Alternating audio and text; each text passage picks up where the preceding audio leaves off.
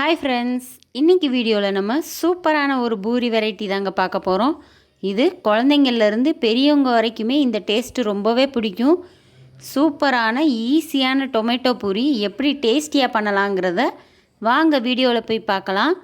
அதுக்கு முன்னாடி நம்ம சேனலை ஃபஸ்ட் டைம் பார்க்குறவங்களா இருந்தால் ப்ளீஸ் சப்ஸ்கிரைப் பண்ணிக்கோங்க. பக்கத்தில் இருக்கிற பெல் ஐக்கானையும் கிளிக் பண்ணிக்கோங்க. வாங்க வீடியோக்குள்ளே போகலாம்.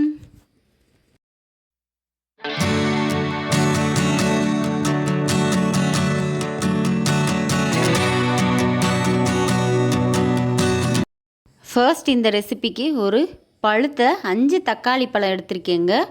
நான் இப்போது ஒரு 1/2 கிலோ அளவுக்கு கோதுமை மாவில் பூரி செய்ய போகிறேன். அதுக்கு இந்த 5 தக்காளி பழம் போதுமானதாக இருக்கும். இதை நீங்கள் இப்போ கட் பண்ணி ஒரு மிக்ஸி ஜாரில் சேர்த்துக்கலாம். அது கூடவே 1 ஸ்பூன் சீரகம் போட்டு நல்லா பேஸ்ட்டாக அரைச்சி வச்சுக்கோங்க. இப்போ ஒரு மிக்சிங் பவுலில் ஒரு 1/2 கிலோ அளவுக்கு கோதுமை மாவு எடுத்திருக்கேன்.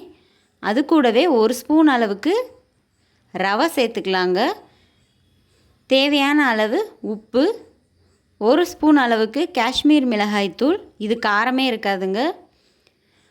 கொஞ்சோண்டு கொத்தமல்லி தழையும் இதில் பொடியாக கட் பண்ணிவிட்டு சேர்த்துக்கலாம்.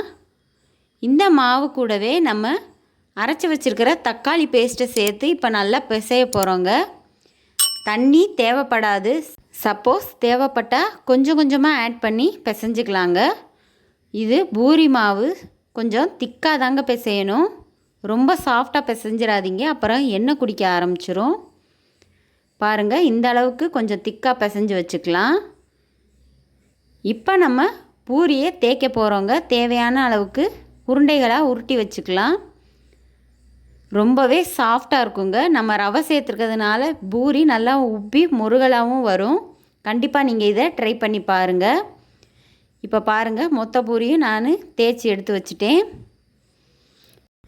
அவ்வளோதாங்க. இப்போ எண்ணெய் நல்லா சூடானவுடனேயும் நம்ம பூரியை பொரித்து எடுத்துடலாம்.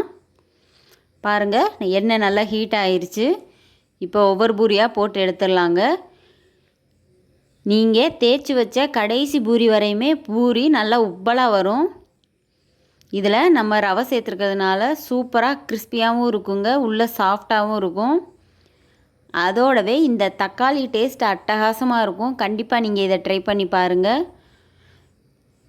இந்த மாதிரி வித்தியாசமான சுவையில் குழந்தைங்களுக்கு லஞ்ச் பாக்ஸ் ரெசிபியாகவும் நீங்கள் ட்ரை பண்ணி கொடுக்கலாம்.